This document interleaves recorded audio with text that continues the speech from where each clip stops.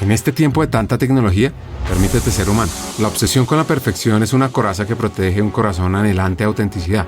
La verdadera valentía no radica en mostrarnos infalibles, sino en abrazar cada lágrima, risa, cada deseo con la misma pasión. ¿Por qué perseguir una versión irreal de nosotros mismos cuando nuestra verdadera esencia reside en el caos maravilloso de ser humanos? Imagínense que hay un concepto que me encantó que se llama la trampa del mito de la llegada. Es seductora. Nos promete que algún día, cuando alcancemos esa meta esquiva, seremos felices. Pero, ¿qué sucede si ese día nunca llega? ¿O qué sucede cuando llega? Porque al final la vida no es una carrera hacia un final inalcanzable, un último punto, sino una danza en el presente. La magia se encuentra en los detalles cotidianos, en ese abrazo de esa persona que uno quiere, en el aroma del café por la mañana recién hecho. Me gusta el olor que tiene la mañana, me gusta el primer traguito de café. No hay que postergar la felicidad esperando un mañana que quizás nunca llegue. Pues estas cuestiones, además de saber cómo llegó a ser un gran empresario de América Latina, los retos que superó en su evolución personal y profesional, el modelo de liderazgo y de felicidad que trabaja, y por qué es un inversionista de empresas de educación, además de haber hecho una de las grandes transacciones en la historia de Centroamérica, hacen parte del episodio de hoy, con un invitado fuera de concurso, Luis Javier Castro. Él es socio fundador de Mesoamérica, de Alejandría, de muchas más iniciativas, y está en varias juntas directivas. ¡Ay, qué bonita es esta vida! Bienvenidos a Hackers del Talento, el podcast que busca cambiar el juego por lo humano. Creemos en una América Latina más competitiva, inclusiva, equitativa, próspera, donde las personas sean el centro del mundo laboral. Nos motiva el talento como motor de cambio, y por eso estamos aquí, para ser la fuente de inspiración, unión, colaboración, aprendizaje, debate y acción para la comunidad interesada en talento. A través de historias, reflexiones, conversaciones con CEOs, líderes de talento humano, pensadores y actores de cambio, te vamos a ofrecer hacks para evolucionar como persona, como líder y potenciar tu empresa. Te invitamos a sumergirte en conversaciones profundas, significativas, que te harán pensar, que te inspirarán y que te harán dar ganas de tomar acción para cambiar el juego por lo humano. Únete a nosotros en este viaje para hackear el talento y juntos aumentar la competitividad de América Latina por un futuro más justo y próspero. Antes de conocer la historia de un gran empresario latinoamericano, hay que hablar de capital consciente. A mí, ¿por qué me gusta la narrativa del capitalismo consciente? El capitalismo consciente es un movimiento, una narrativa, tiene 4 y digamos factor sombrilla. El factor sombrilla que a mí me gusta es que reivindica el capitalismo como una fuerza del bien, ¿verdad? Todas las demás narrativas del sector privado de la sociedad parten de la filantropía, que es como, la palabra es muy bonita, es el amor por la humanidad, pero parte de una intención de a mí me fue bien, entonces después de que me fue bien, ¿verdad? La responsabilidad es, yo logré X, entonces tengo que ser responsable y la sostenibilidad es, y si no hago X cosas no voy a existir. Pero el capitalismo consciente parte de una palabra, para mí es la primera, fuerte, y por eso es importante, porque reivindicación, que es la interdependencia, es reconocerte como parte de un sistema y cómo ese sistema es interdependiente. Lo que pasa en un lugar afecta a otro. Si algo nos debió haber enseñado la pandemia es precisamente eso. Para mí el gran regalo de la pandemia a la humanidad es de una manera tan evidente hacernos ver que somos parte de un sistema. Desde que una cosita que pasa en China, en un laboratorio o en un, ¿cómo se llama? No sabemos, mercado, no sabemos dónde pasó, pero eso que pasó ahí, cómo afectó a toda la humanidad de forma sistémica en todos los lugares del mundo y a todas las personas. Entonces, esa parte de interdependencia es clave. La segunda pata es para qué existen las empresas, y es el tema de poner el propósito en el centro. Y yo sé que se ha usado mucho el tema de propósito, y para mí propósito es cuál es el gran problema que quiero solucionar y cómo diseño una solución que ponga a las personas y al planeta primero. Eso es propósito. Y como es capitalista, el dinero y las utilidades tienen que existir, ¿verdad? Entonces es una narrativa en donde no se pelea para nada. Esto tiene que generar ingresos. Hace un símil muy bonito en el movimiento que dicen que el cuerpo humano necesita glóbulos rojos para vivir, ¿verdad? Pero ninguno de nosotros diría nuestro propósito como ser humano es producir sangre, ¿verdad? De la misma forma, una empresa necesita utilidades para existir. No tiene utilidades, no existe, pero su propósito y su razón de ser y lo que le da el éxito no es el dinero. El dinero es un resultado que la mantiene viva, pero lo que le da el éxito es cuál es el gran problema que quiero solucionar y cómo busco soluciones que sean respetuosas con el planeta y con las personas. El tercer componente es el tratar de tener líderes conscientes. Y líderes conscientes son aquellos, de alguna forma, tal vez lo vinculo, en mi manera de verlo, lo vinculo con Sharp, con lo que hablamos de Sharp, esos líderes que puedan tener esos 5 componentes, y le agregaría que tengan inteligencia sistémica. Necesitamos CEO. Bueno, yo estoy un poquito peleado con todo el concepto del C-Suite en general. Me parece que es un concepto muy revolución industrial. El concepto de Sharp, que es fascinante al igual que los líderes conscientes, lo vas a escuchar más adelante, porque tienes que entender la historia detrás de la vida de Luis y por qué llegó a este modelo. Y su vida arranca así. Bueno, yo soy costarricense, yo nací en Costa Rica, en San José, en una casa donde somos 6 hermanos. Yo soy el número 5 de 6 hermanos. Mis papás estuvieron casados casi 60 años hasta que murió mi padre hace 12 años. Y fue una infancia dura en algunas cosas y muy bonita en otras, ¿verdad? Mis papás venían como de situaciones familiares un poco diferentes. Mi papá era como muy tradicional, muy de una familia muy conservadora, muy española, digamos, de muchos años de estar en Costa Rica, qué sé yo, de 600. Muy de una línea de pensamiento más ligada tal vez como a la agricultura, temas de café y ese tipo de temas. Y mi mamá venía de unos migrantes alemanes de finales del siglo XIX, totalmente más bien como un pensamiento liberal triago. Entonces yo crecí como en ese ambiente, en esa mezcla, ¿verdad? De una familia en donde se navegaba en esas dos orillas, digamos, o caminaba uno en esas dos orillas, en esas aguas. Y siendo el menor del quinto de 6 hermanos, pues también comprenderás que esa es un poquito la ley de la selva, ¿verdad? Y cada quien tiene que ir encontrando cuál es su espacio. Crecí rodeado de mucha naturaleza, ¿verdad? Por todo este tema de fincas, del lado, digamos, de mi papá, pero también muy metido en el mundo del lado de mi mamá, más emprendedor, ¿verdad? Mi mamá quedó huérfana muy niña, a los 15 años. Entonces ella y mis tíos tomaron una empresa que estaba apenas naciendo en los 50s, que era la representación de General Motors en Costa Rica, y construyeron un gran negocio alrededor de eso. Entonces me tocaba como ver estos dos mundos. Era muy interesante para mí, porque además tuve tal vez la suerte, una cosa mala, pero fue la suerte de que uno de mis tíos, de mi mamá, que terminó siendo un gran mentor para mí, pues él tuvo una situación familiar que lo alejó, digamos, de sus hijos, y yo estaba muy chiquito, y entonces el que me tomó, digamos, bajo su ala, y entonces a pesar de que en mi casa el ambiente, por la influencia de mi papá, etcétera, era más agrícola, más conservador, más religioso, inclusive del lado de mi tío era mucho más ese pensamiento liberal, emprendedor y tal, pues yo creo que eso me influyó mucho. Otra cosa importante, digamos,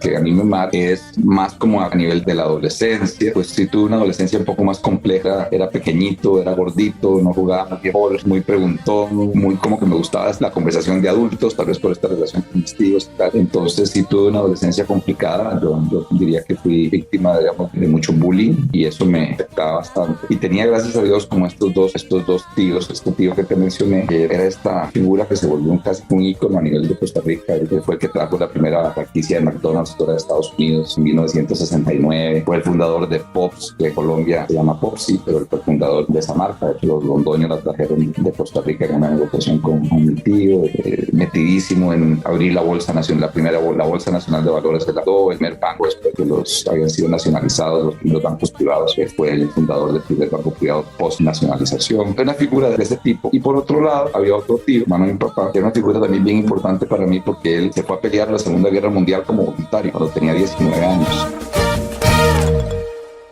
Desde los misteriosos rincones de Galápagos hasta los vibrantes corazones de nuestras ciudades latinas, he observado cómo la naturaleza y la humanidad se desenvuelven en un baile de adaptación y evolución. Nuestra historia, rica y diversa, como los patrones de las alas de las mariposas, nos habla no solo de luchas, sino también de triunfos, pasiones y esperanzas. Cada historia en América Latina es un eslabón, un paso en el baile, que nos ha llevado a ser un pueblo resiliente y apasionado que somos hoy. Así como esa iguana de Galápagos aprendió a nadar y el cactus a guardar agua, nosotros como latinos hemos aprendido a resistir, amar y soñar a través de nuestras historias. Y aquí viene un punto muy importante, y es que es crucial que honremos y aprendamos de ese legado, porque en nuestras raíces, en los antepasados, encontramos guías hacia un futuro más luminoso y prometedor. No olvidemos nunca que somos hijos de la historia, y que en sus lecciones se esconde la magia que hará forma a nuestro mañana. Y además de leer, de investigar qué pasó hace 5, 20, 50, 500 años. La historia del mundo es clave, muchas veces se repite, y en temas de transformación laboral, por ejemplo, qué mejor que recurrir a la historia de Europa en el siglo XIX, por ejemplo. Del lado de mi mamá vinieron del lado austrohúngaro a finales del siglo XIX. Y de hecho mi bisabuelo, que fue el que llegó, personaje también, era médico y músico y convenció a Costa Rica de que tenía que tener un colegio público secundario. Y entonces le dijeron, bueno, doctor, si usted quiere un colegio público secundario, usted tiene que ser el director. Y dijo, bueno, está bien. Y fue el primer director del primer colegio público secundario, era mi bisabuelo alemán. Por eso lo nombraron benemérito de la patria, siendo un alemán. Bueno, ese es el lado de mi mamá. Del lado de mi papá, mi tío se enlistó en el ejército americano, más bien en contra, obviamente, de toda la opresión nazi. Y se fue a los 19 años y se enlistó en California y estuvo en la ocupación de Okinawa al final de la guerra. Entonces, él era una persona también bien importante porque y se quedó viviendo en Estados Unidos, estudió allá, ya regresó cuentas. Y era como, para él era como el símbolo de la libertad y de la justicia, ¿verdad? Esas eran sus conversaciones, ¿verdad? Y era un héroe de guerra, ¿verdad? Y entonces, para mí, él era esa figura. Yo tuve como esas dos influencias que cuando tuve el problema del bullying, yo me imagino que por influencia de mis papás o tal, ellos dos como que me cuerparon mucho y me dieron mucho consejo, ¿verdad? Siempre, del lado de mi tío, el alemán, del lado de mi mamá, él tenía una frase que a mí me encantaba, que era se vale soñar. Él decía, de verdad, la vida es súper corta, estamos aquí para aprovecharla, para hacer alguna diferencia, ¿verdad? Eso fue para mí algo que me marcó mucho en la niñez y me ha marcado toda la vida, ese concepto de se vale soñar. Y mi otro tío era una persona que para él el concepto de libertad era central, pero tenía que ser una libertad justa, ¿verdad? Un concepto como después él no lo decía así, pero yo tal vez a lo largo de los años lo he ido decodificándolo tal vez de esa forma, que él es como una libertad con propósito, que es como la libertad súper importante, pero la libertad ¿para qué? ¿Verdad? Como al servicio de qué. Entonces él siempre decía, tenemos que pelear por libertad, pero la libertad tiene que ser al servicio de quién, al servicio de qué. Entonces esas dos cosas a mí me marcaron mucho y bueno, ya después de eso me fui a estudiar a Estados Unidos. La vida es corta. Estamos acá para aprovecharla. Y hay un concepto que me fascina, la libertad con propósito. Pues antes de conocer su viaje a Estados Unidos, es clave conocer sus recuerdos de infancia. Sí, se me paran un poco los pelos. Yo disfrutaba mucho las dos vidas. El campo me fascinaba y me fascina. Yo me volví, por un lado, amante, digamos, del mundo de los caballos. Hice toda esa ruta de los caballos, de ir al campo, de ordeñar vacas, todo recoger café, todo ese mundo lo disfruté mucho. Pero al mismo tiempo, como este tío, como el otro emprendedor, me tomó bajo su ala. Y, por ejemplo, cuando se inauguró el primer McDonald's, yo tenía 3 años y era como una cosa increíble. Me acuerdo que cuando tenía como 6 o 7, yo decía, yo tengo un tío que es dueño de McDonald's y de Tops, y bueno, todo el mundo me creía que yo estaba mintiendo porque eso era imposible, era como que uno decía que el tío era dueño de Irlanda. Entonces esa parte la disfrutaba y con ese tío de mucho, él era muy amante del arte y él me metió mucho a ese mundo, ¿verdad? Él veía un vínculo muy grande, él era muy creativo, él hacía grandes negocios como desde la creatividad, ¿sabes? Voy a parar acá un segundo, porque es que la creatividad en este mundo digital en el que estamos hoy por hoy, donde muchos profesionales se sienten ahogados en la monotonía del conformismo, la automatización, donde se les ha dicho que sigan muchos protocolos establecidos, a veces eso minimiza la capacidad de que podamos pensar fuera de la caja, limitar nuestro potencial creativo. Esta mentalidad crea una generación de profesionales a veces conformistas, apegados a las tradiciones y reacios a la innovación. Entonces, tú que nos estás escuchando, que eres un hacker del talento, comienza a entrar en el juego en desafiar el status quo. En lugar de dejarse atrapar por esta corriente de monotonía, te levantas, te vales de tu creatividad como la arma más poderosa. Y esta habilidad te permite pensar de manera diferente, desafiar lo convencional, explorar nuevas perspectivas. Esto es lo que diferencia a los líderes innovadores del mañana, de los seguidores del hoy.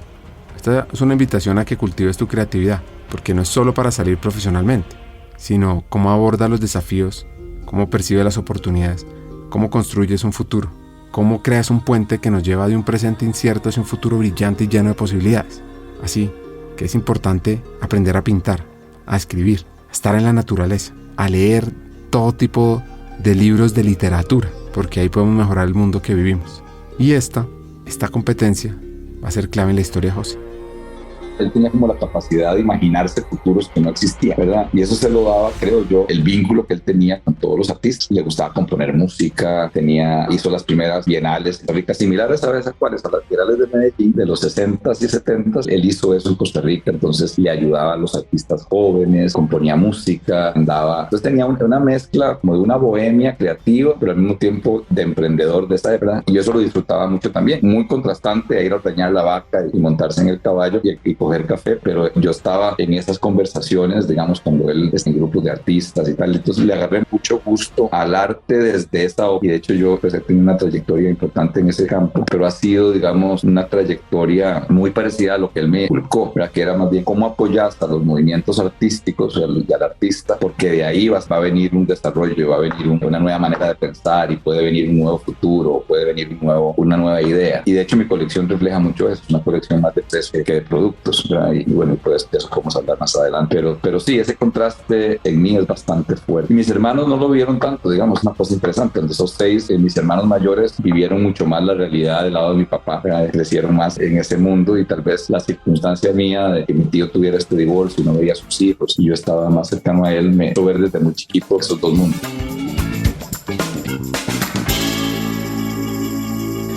A Luis le iba muy bien en matemáticas y por la influencia de su tío también le fascinaba el arte. Enfrentó un gran reto, el bullying, y aquí es muy interesante cómo lo combatió. Yo, digamos, viéndolo para atrás y hablando del tema, mis compañeros y tal, todo el mundo dice, no, todos fuimos bulliados y todos fuimos bullies en algún grado, pero digamos a mí todo, digamos, en el sentido de cuando en un momento vas a tener miedo, esa es como la parte ya, y te genera, digamos, altos grados de inseguridad. Digamos, para mí esa es, digamos, una línea, digamos, en ese momento, hoy, digamos, puede definir diferente, casi que cualquier cosa, muchas cosas pueden ser consideradas bullying o matonismo, pero en esa época, digamos, que era una cosa más, no estoy justificándolo, pero era más normalizada. Para mí lo que sí era grave es cuando sí, digamos, te sentías atemorizado y te sentías inferior y te daba miedo. Yo sí llegué a sentir eso, ¿verdad? Y entonces yo lo manejaba como más bien tratando de sobresalir en las cosas que yo sí podía sobresalir, como mi antídoto. Entonces me volví el mejor de la clase, tuve una enfermedad, una hepatitis muy seria, entonces perdí peso y sí, entonces ahí más bien era que iba a tener más novias y ese tipo de modelos. Pero no creo, yo viéndolo a distancia, no creo que fuera como algo sano, porque era como desde el revenge, ¿verdad? Como desde la, ¿cómo se dice? Como desde la venganza, ¿verdad? Perdón que use una palabra en inglés, sí, como desde la venganza de decir yo puedo, yo sí soy superior, o yo sí ahora sí soy flaco y sí, ¿verdad? Falto. Entonces yo no creo que hubiera sido algo bien manejado. Creo que años después me lo he trabajado y puedo hablar de eso, pero en ese momento era muy como desde la venganza. E inclusive creo que mucho de mi ruta empresarial y tratar de tener grandes logros, todo bien, mucho vino al principio desde ese espacio. Entendamos eso y esa máscara que usó este hacker centroamericano.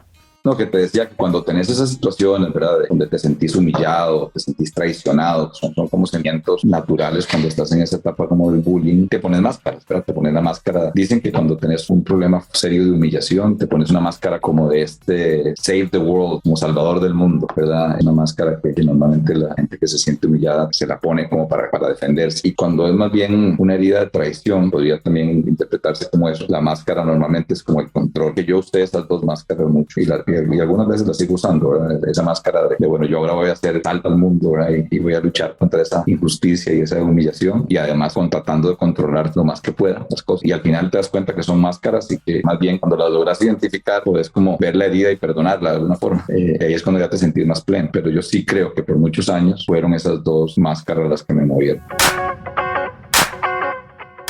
Antes de irse a Estados Unidos vivió una crisis empresarial. Aprendizajes que te hacen hacer las cosas y ver las cosas diferentes y luchar las cosas diferentes y hacer, ¿verdad? Que al final del día, cuando uno dice, lo peor que me pasó fue esto, digo yo, ¿esto sería lo peor o lo mejor? ¿Verdad? A mí me pasó como años un poquito después, que el negocio del lado de mi mamá, fue un negocio muy, muy próspero, llegó a ser tal vez la segunda empresa más importante del país, con bancos y tal, un conglomerado típico, digamos, de los conglomerados de los 70s y 80s, y en los 90s, con el problema de la crisis mexicana, la empresa tuvo que entrar en un proceso de Chapter 11, que en ese momento era mucho más traumático. Hoy en día uno lo logra entender que son procesos que a veces pasan y que las compañías a veces les va bien, a veces les va mal. Lo importante es ver cómo se acoge uno a herramientas que le permita salvar la empresa. Pero en ese momento, el que la segunda empresa del país, y en el caso mío yo me daba como una fortaleza a ese muchacho bulliado de que tenía, para las proporciones de Costa Rica, ¿verdad? No estamos hablando, digamos, pero era una empresa muy importante. Cuando entra en esa situación, en una parte muy dura como de pérdida de de identidad en sí, ¿verdad? Porque no cree que uno es eso. En ese momento para mí fue muy duro, pero al mismo tiempo me permitió salir de ese. Yo me había graduado en Estados Unidos de la carrera, había empezado a trabajar en el negocio familiar, típico, ¿verdad? Que cuando viene es parte de la familia en un negocio tan grande, pues casi que generan tu propio feudo y que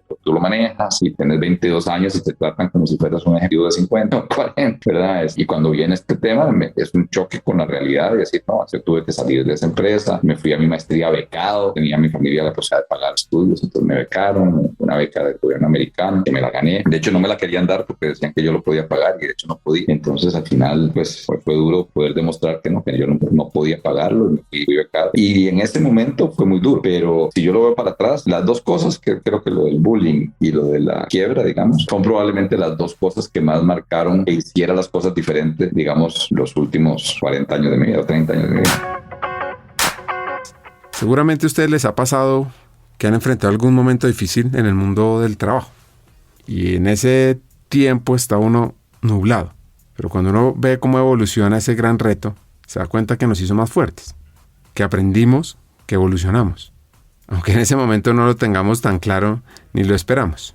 Entonces, ¿cómo sigue la historia de Luis? Es una etapa muy interesante. Yo me gradué de un colegio de curas españoles, que en Colombia hay también, que es el Calasanz. Colegio muy de corte, tal vez aspirando hacia más dentro de la iglesia, más liberal, más jesuita, muy de esa doctrina como social. Yo sí como en ese ambiente, pero de una familia muy tradicional y del lado de mi mamá, la verdad, con bastantes posibilidades. Del lado de mi papá también, pero del lado de mi papá realmente, de mi mamá realmente otro nivel. Y me fui a estudiar a Estados Unidos. Primero me fui a Cornell, estuve en Cornell un año estudiando ingeniería industrial. No me gustó ni el pueblo de Cornell ni ingeniería industrial. Y de alguna forma volví a ver como a la raíz de mi papá y a la pata del campo y las vacas. Y Cornell era muy buena también en economía agrícola, entonces me pasé a economía agrícola en Cornell, pero la verdad es que no me gustó mucho y hice un transfer a Texas A&M y me gradué de Texas A&M en agribusiness, cosa que cuando me gradué de mi mamá, era rarísima, porque en lugar de tío, decidió incursionar en el mundo de los no tradicionales. En Costa Rica en los 80s entra ese proceso de reforestación por un lado y de no tradicionales, entonces en el conglomerado del lado de mi mamá se meten en ese negocio y como yo venía graduado de economía agrícola de afuera, ese era mi feudo. Entonces era una cosa muy rara porque casi como que te generaban eso para vos. Yo crecí en ese mundo un poquito,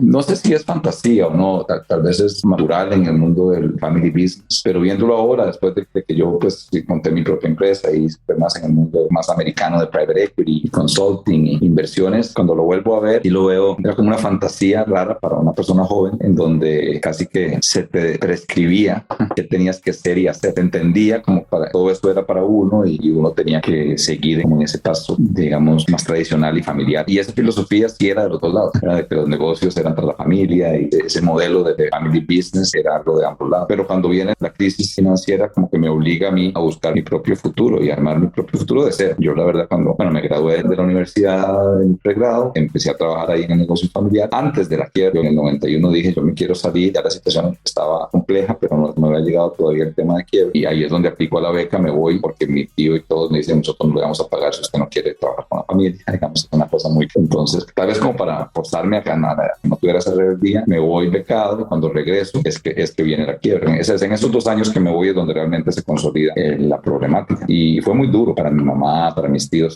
fueron 40 años de trabajo de ellos y para ellos fue muy duro y para todos fue muy duro. Pero eso me llevó a empezar de cero y me casé, me fui a la maestría casado. Mi esposa éramos muy chiquitos, yo tenía 26 años y mi esposa 22. Entonces yo iba becado a la maestría y ella consiguió un trabajo. Entonces esa mezcla nos hizo poder pasar los años de maestría bien y ya cuando regresé. Hizo un MBA en Washington.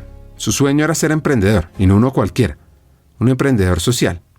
Entonces regreso a Costa Rica con la idea de montar mi propio negocio como emprendedor. Y en eso se viene esta crisis mexicana que termina, digamos, eso no afectó solamente a mi familia, pues para toda Latinoamérica. Entonces la gente que me estaba dando el dinero para mi emprendimiento me dijo que pusiéramos en pausa el capital que me estaban dando y entonces me quedo con la deuda que tenía de lo que no cubría la beca y sin trabajo, pues porque no iba a volver con mi familia, pero había decidido irme en su momento. Entonces fue difícil y ahí conocí a un personaje que también me marcó mucho, se llama Harry Strachan. Él es una persona de familia americana, pero nació en Costa Rica, de padres misioneros. Él se va a estudiar a la Universidad de Harvard. Es uno de los fundadores, de los primeros socios de Bain & Company, y después es uno de los que le ayuda a Mitt Romney a levantar Bain Capital. Y un amigo mío me dice que este personaje era muy importante en Bain, en Boston y tal, se estaba yendo a Costa Rica. Entonces, cuando me quedo sin el emprendimiento, lo busqué para pedirle consejo, y en la pedida de consejo hablamos horas. Ahí él sí me dijo: ¿qué quieres hacer dentro de 10 años? ¿Qué quieres hacer dentro de 20? ¿Qué quieres hacer dentro de 30? Un ejercicio muy interesante. Hablamos horas, él siendo consultor, ¿verdad?, de Bain & Company, y yo le decía: no, es que yo quiero ser,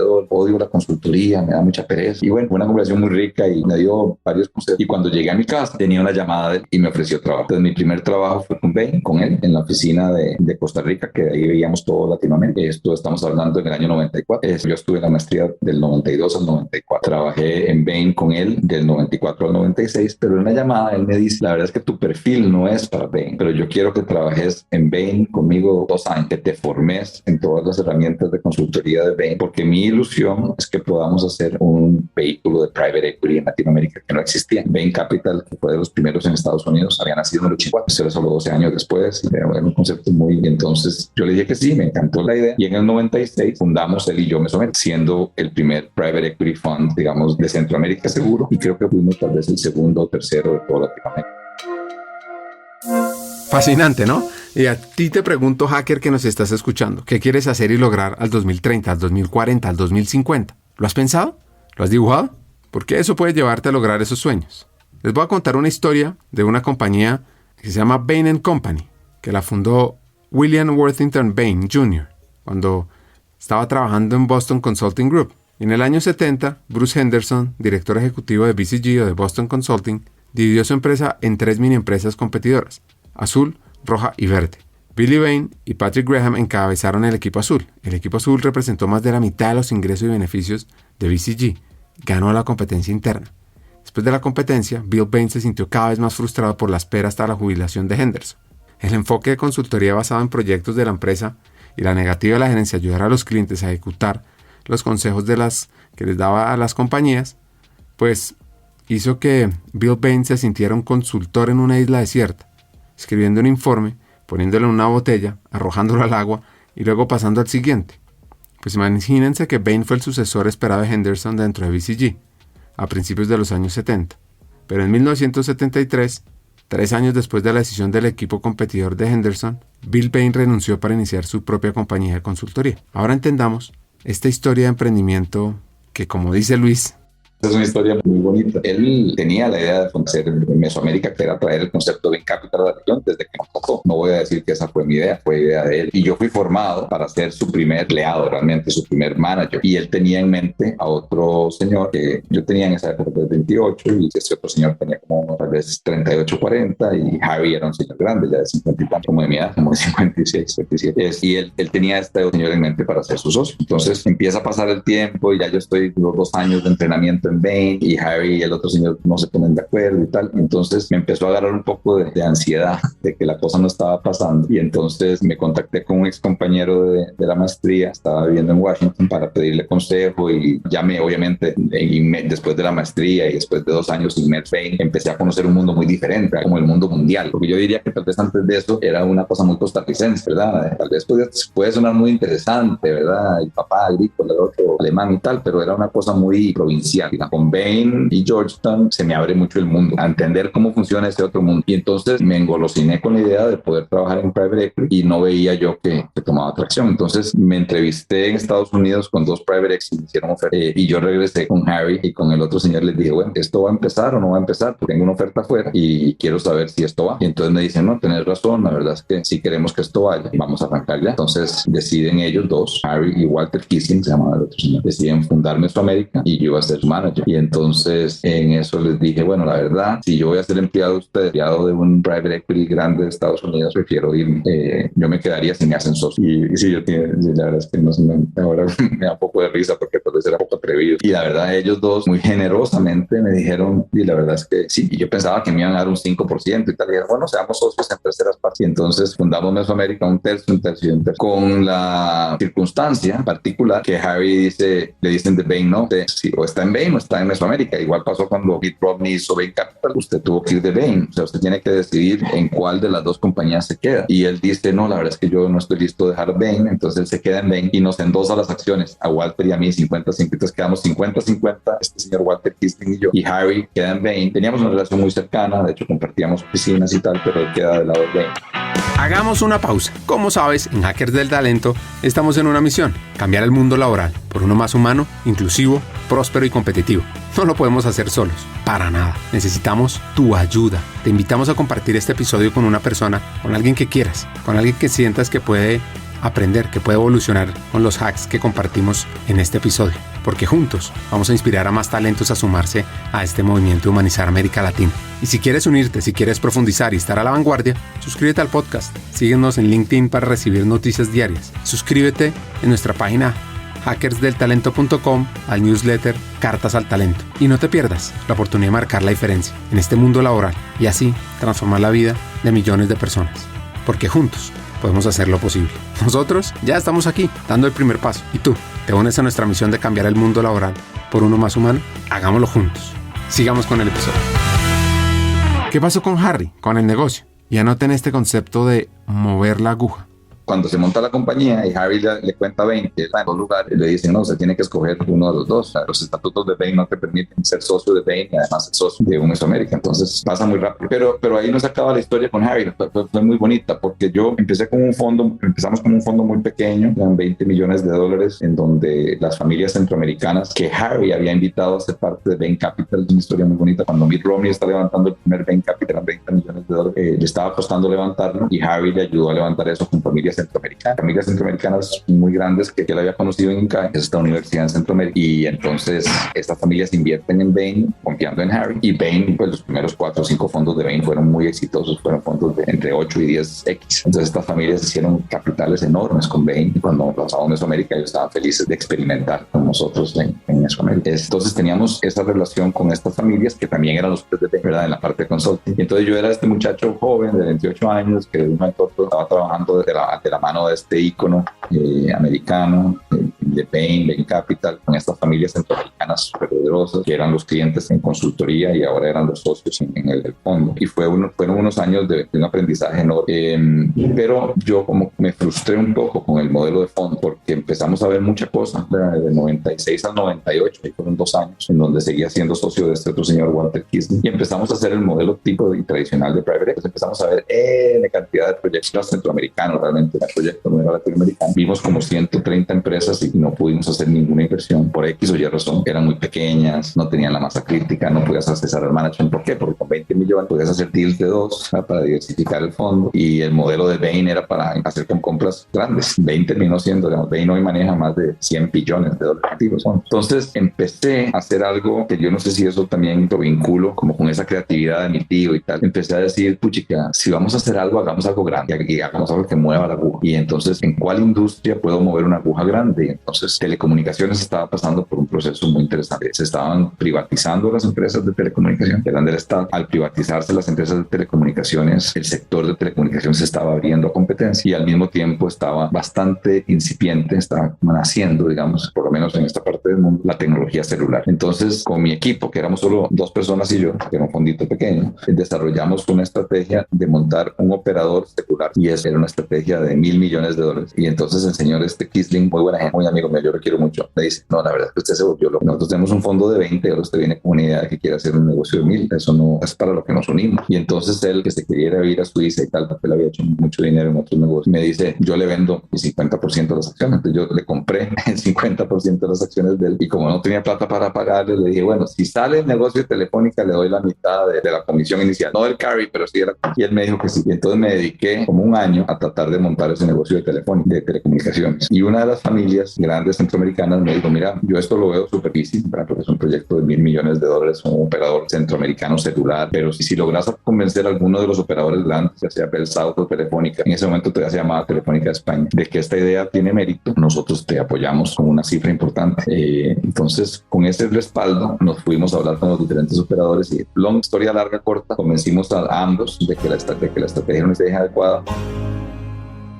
Debes tener 1000 preguntas, y una de esas seguro es ¿cómo los convencieron? pues debes escuchar esto. Los convencimos bajo la premisa de que ellos normalmente lo que hacían era comprar las empresas que se estaban privatizando. Y lo que les dijimos es, esas empresas que se están privatizando tienen un parten de un negocio muy grande que es larga distancia, que es lo que cobraba muy caro, y eso va de salida. Y el celular, que es lo que está viniendo, ninguna lo tiene. O sea, no existían celulares, tenían solo 100,000 celulares en todos. Entonces era un startup. Entonces, si vas a hacer un startup, ¿para qué vas a empezar comprando un negocio grande que va de salida a lo que estás comprando? Mejor hagámoslo de cero. Y en lugar de comprar cada país, puede ser que un país logres ganar Costa Rica, pero en Nicaragua te va a ganar France Telecom. Hagamos un startup de todos los países para que tengas masa crítica, porque todos Centroamérica eran 50 millones de habitantes, en lugar de Costa Rica 5, en Nicaragua 7 y en Guatemala 15. Hagamos un startup de una empresa de celular, que es la tecnología emergente, y al ser un operador de telecomunicaciones celulares podemos ofrecer los otros servicios, pero que el backbone sea tecnología móvil. Y la verdad, el de Telefónica le fascinó la idea, le pareció súper distintiva, le pareció que era increíble, y ellos dijeron vamos para adelante.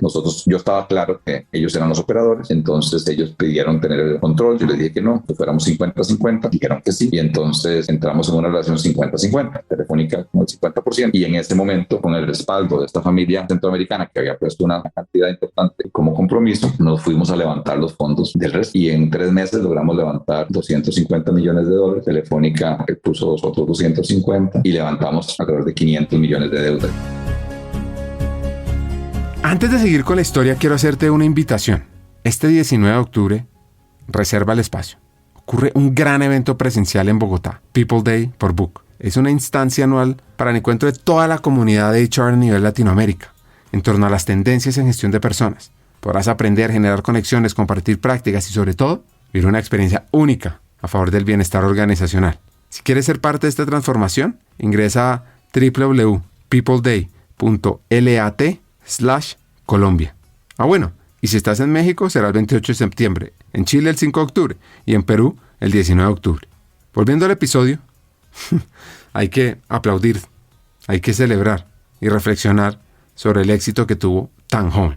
Eso es una locura hoy, y en ese momento era absolutamente off the chart. O sea, un crédito sindicado de $500 millones era el crédito más grande en toda la historia, y tener un negocio en donde se estuvieras poniendo equity $500 millones era el negocio más grande en toda la historia de Centroamérica. Y yo ya ahí tenía como 31 años, digamos, más o menos. Era todavía muy chiquito, y yo tenía el 100% del negocio, ¿verdad? Porque le había comprado a Walter y Javi no era el socio. Entonces, eso me marca mucho, ¿verdad? Porque soy muy chiquito y es como el equivalente a lo que hoy podría ser un emprendedor que logra un unicornio, digamos. Tal vez era como lo proporcional, ¿no? Porque al final era casi un startup, era un startup que era ir a convencer a un operador, ir a levantar la plata, empezar de cero con una tecnología que era nueva en ese momento. Ya en otros países existía, pero en Centroamérica no existía. Entonces fueron épocas espectaculares, ¿verdad? De una adrenalina, ¿verdad? Que alimentaba mucho el ego, ¿verdad? Porque entonces el típico del muchacho de 31 años que está haciendo este tipo de negocios, revistas, empresario del año, ese tipo de cosas a una edad muy temprana, y además, digamos, habiendo venido de esta quiebra, que tuvo que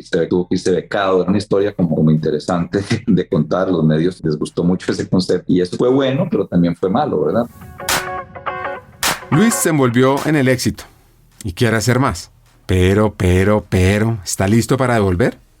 En ese momento estaba absolutamente embriagado, difícil, ¿verdad? Entonces empezar a hacer cosas, ¿verdad? Ahí sí, entonces otra vez empezar a comprar cosas suntuosas, símbolos de estatus, cosas que nada que ver, ¿verdad? Y ahí coincide, para cerrar el círculo con Harry, de que Bain cierra la oficina de San José para abrir México y Brasil. Era lo lógico, porque ver toda Latinoamérica desde San José no tenía mucho sentido. Y entonces Harry se me acerca, ya yo había cerrado lo de Telefónica, estaba en el plan, yo con mucho agradecimiento a él, porque obviamente las familias que me invirtieron fue las que él me había presentado y tal. Eran las mismas que habían invertido los 20 millones en el fondo, fueron los que invirtieron en los 200 y pico para hacer lo de telecomunicaciones. Entonces él me dice, yo tengo muchas ganas de hacer, y esto ahí aparece otro personaje, compañero nuestro español, y ellos dos, este compañero español obviamente le dice, ¿por qué no hacemos un M&A boutique? Entonces Harry le dice, qué buena idea. La verdad es que casi todas las estrategias que estamos haciendo tienen fusiones y adquisiciones, y no hay un M&A boutique en todo Centroamérica, no había uno. Y los bancos grandes, los JP Morgan y tal, no veían esa región porque era muy pequeña. Estamos hablando antes de la crisis del 2001, que esa región, bueno, de hecho hasta el 2008 inclusive,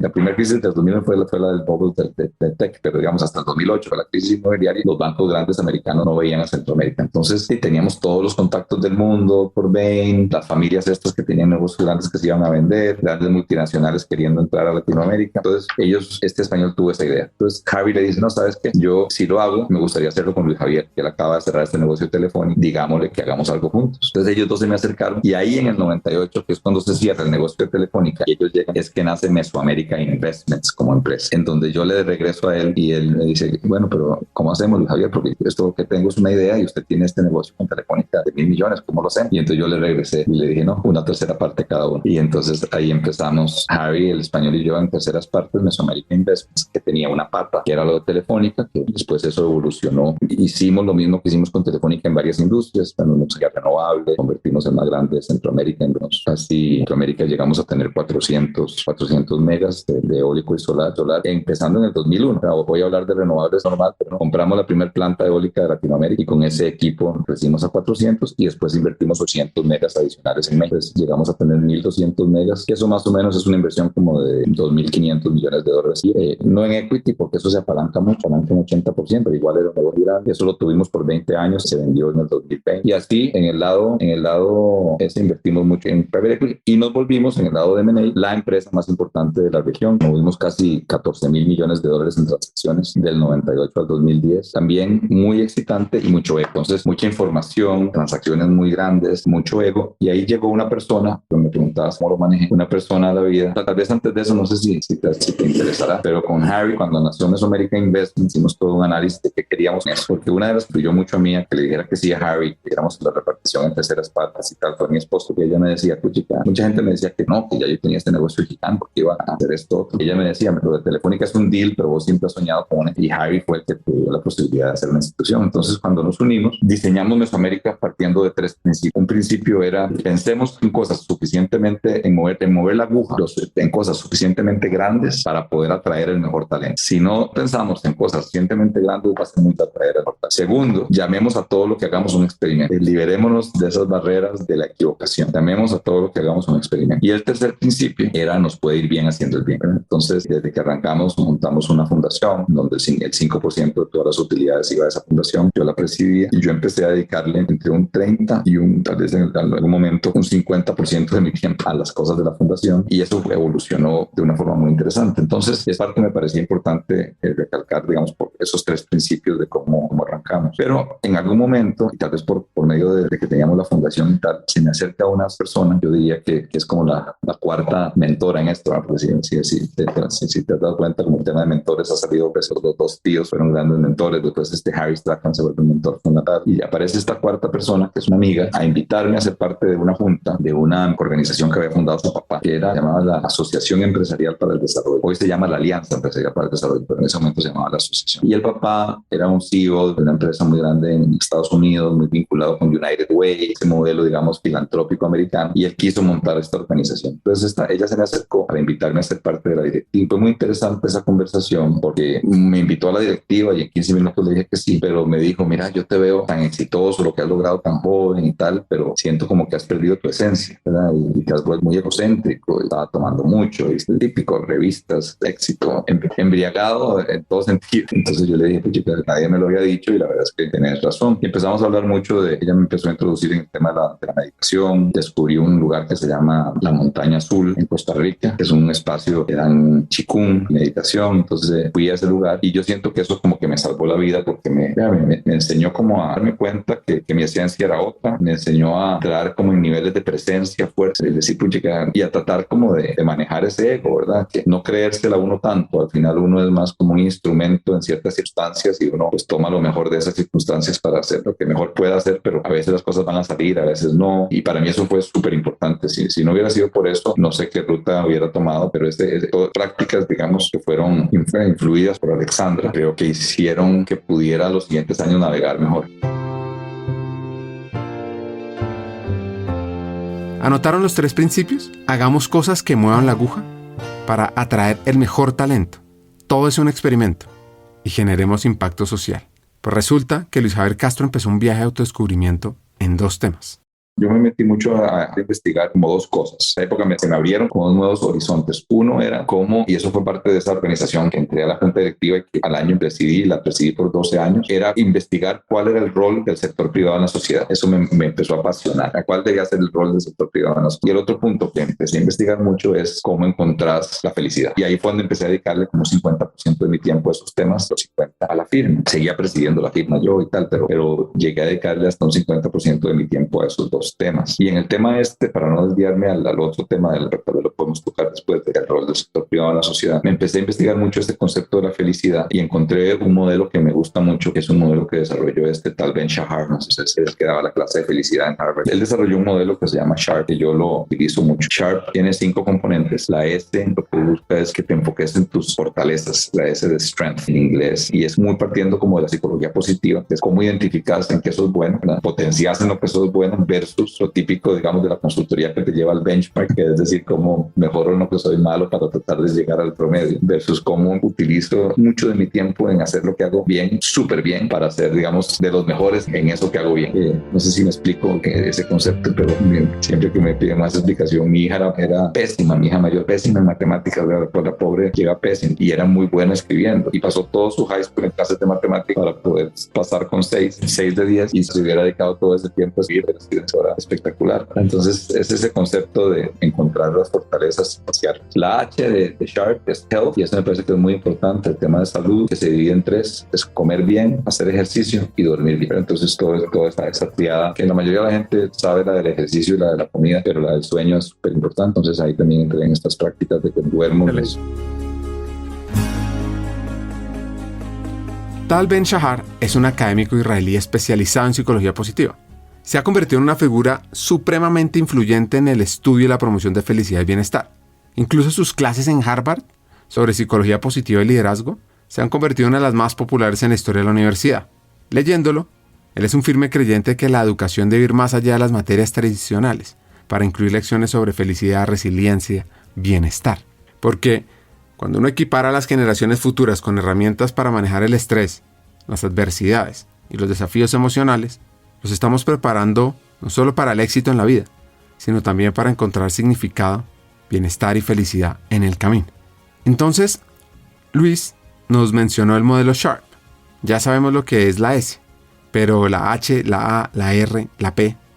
Entonces, esta es la H, que es todo el tema de salud. Ellos, tal vez porque les gustaba el acrónimo SHARP, pues la A es, ellos le llaman absorption, que es que yo más bien es como si fuera como la parte de presencia. Y ahí es donde está todo este tema de mindfulness, estar aquí ahora, estar presente. Yo eso lo hago cuando las dos prácticas que yo hago es Qigong y arte de vivir. Son las dos que yo hago, que yo he escogido para estar aquí ahora y esos altos grados de presencia, poder observar en lugar de sentirse observado. Yo siempre, desde que fui bulliado hasta que me tuve el éxito de cuando me gradué y después me fui a la universidad y me casé bien con una mujer espectacular y después me fui a la maestría y después hice lo de Mesoamérica y tal, siempre me sentía observado y me sentía con miedo, a pesar de los éxitos, hasta que empecé a hacer estas prácticas y empecé a hacer el cambio, digamos, de decirme observado a observar, me cambió como toda la perspectiva. La R de Sharp es relaciones, y ellos lo que te ayudan es a darte en buscar relaciones positivas y auténticas. Ellos lo definen como que las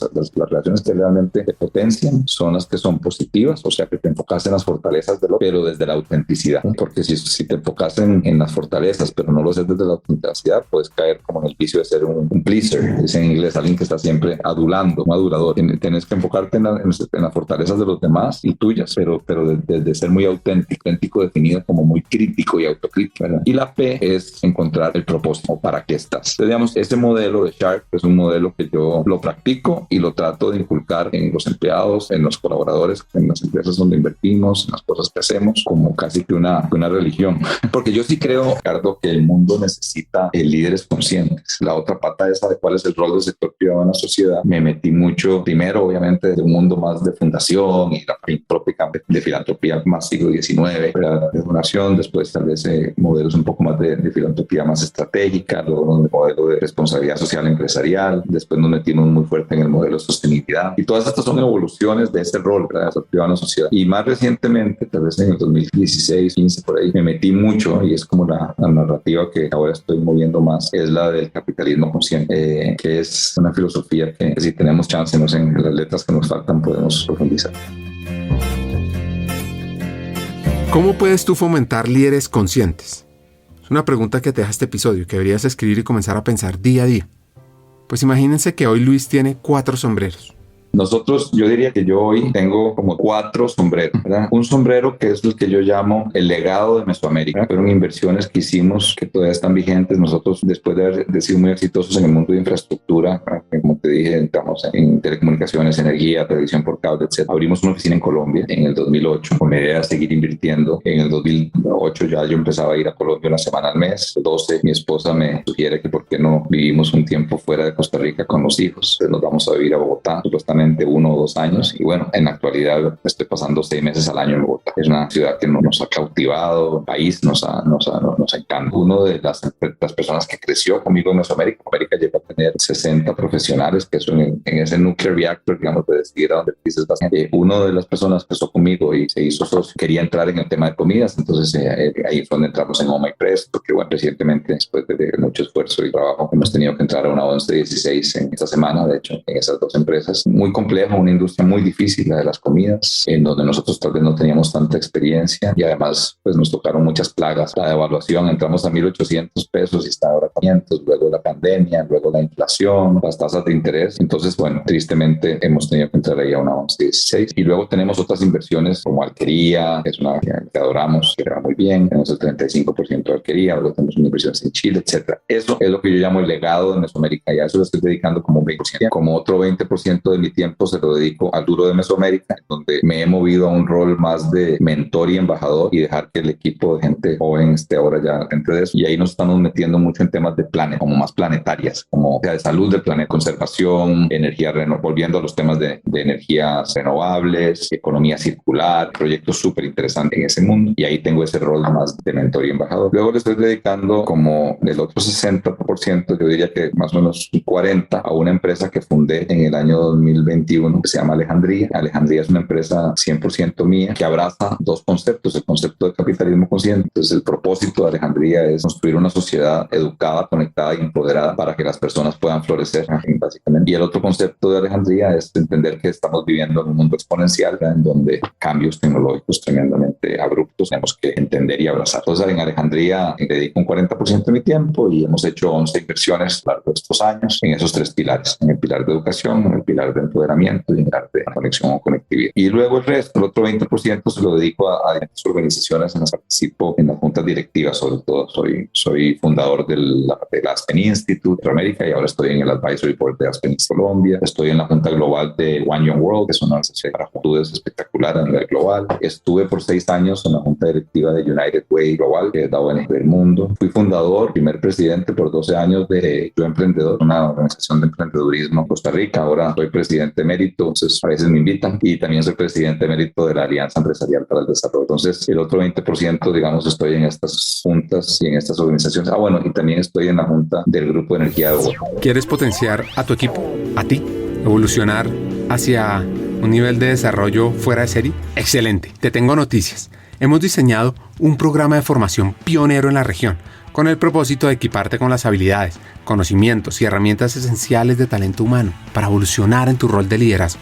Te quiero presentar nuestro nuevo programa de formación, Talento Humano para Todos. Programa online en vivo, único en su tipo, creado para líderes de todas las áreas de las compañías de América Latina, aquellas personas dispuestas a romper moldes y potenciar su liderazgo humano. Ahora, seguro te preguntarás, ¿por qué Talento Humano para Todos es la elección perfecta para mí? Pues mira, vienen 4 razones. 1. Aprenderás de la mano de los hackers del talento, destacados vicepresidentes de talento humano que están liderando la transformación en sus organizaciones en América Latina, quienes te compartirán las mejores herramientas para potenciarte a ti, a tu equipo y a tu compañía.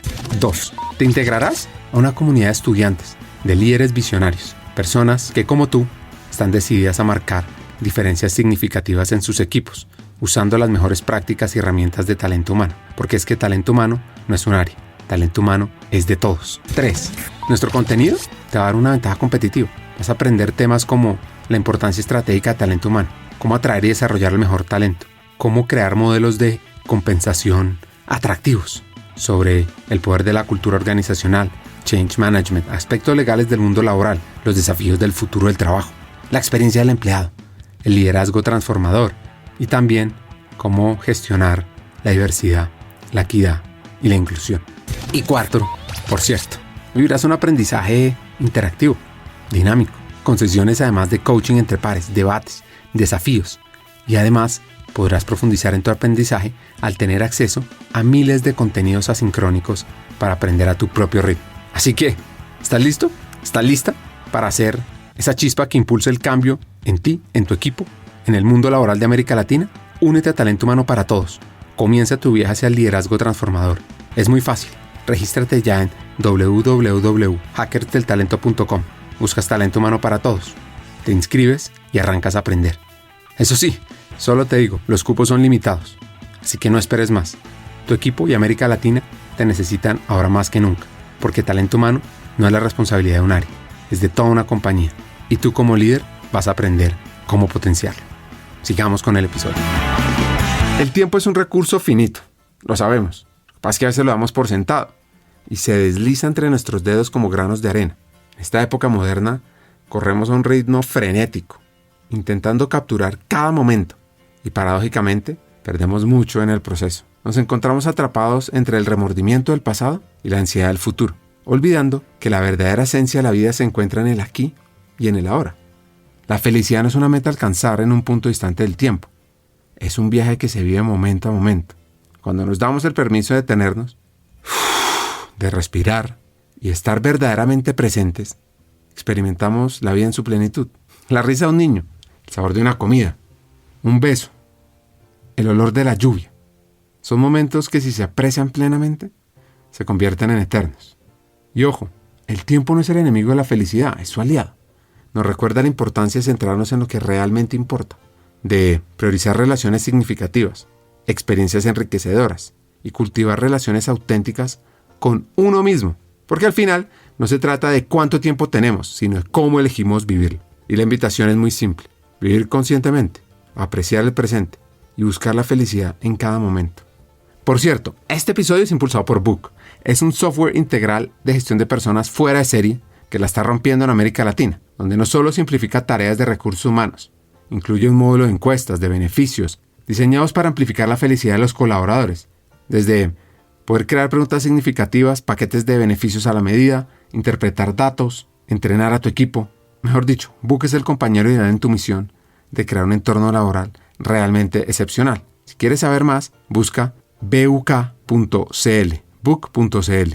De alguna forma, no sé si estas prácticas de presencia me hacen expandir el tiempo de alguna forma, porque al ser mucho más observador, como expresado en día a día, a pesar de que se hacen muchas cosas, te enfocas como en las variables clave, cada una de ellas, y tenés buenos equipos en las diferentes áreas, tratas de enfocarte. Entonces, si bien mi esposa te va a decir que no manejo mi tiempo nada bien y que no tengo mucho tiempo para otras cosas, pero yo sí creo que logro de alguna forma, creo que tiene que ver con esa capacidad, digamos, de observar y de estar más en presencia, no estar tan agobiado, porque otra cosa que siempre va a pasar es que siempre van a haber cosas muy buenas pasando, cosas medianas y cosas malas al mismo tiempo. Y entonces no puedes dejarte llevar, porque cuando las cosas buenas crees que todo es buenísimo o cuando las cosas malas crees que todo es malísimo. Simplemente son situaciones que tenés que lidiar con. Entonces cuando tomas esa presencia y esa observación, el tiempo tiende a expandirse porque no te vas en hoyos negros.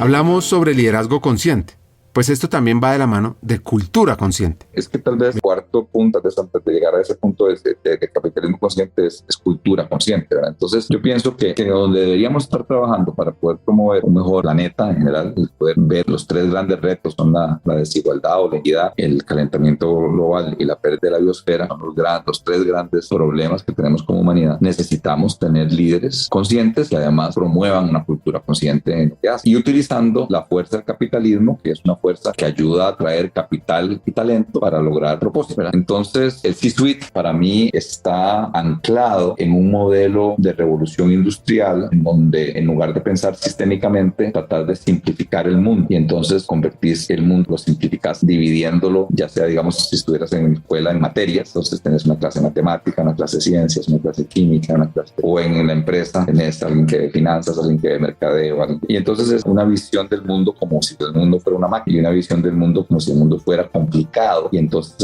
ser complicado y siguiendo la metáfora, digamos, de la máquina, dividir la máquina en partes para poderla entender y poder simplificar. Y entonces así nace la estructura del C-Suite, ¿verdad? Que es una estructura muy de revolución industrial y muy de simplificar vía hacer silos, ¿verdad? Y entonces el problema de eso es que a ese C-Suite le cuesta mucho ver todo el sistema y de alguna forma tenemos que evolucionar a modelos que entiendan que el mundo no es una máquina sino un sistema, ¿verdad? Que hay cosas y que el mundo no es complicado sino complejo, en donde una variable que cambia te cambia un montón de otras, ¿verdad? Entonces si el mundo es complejo y sistémico, creo que debemos pensar en estructuras que se adapten mejor a esa realidad. Creo que la estructura que conocemos, que es una estructura que busca simplificar y que pone eficiencia en el centro, funciona y funcionó tal vez por los últimos, 150 años.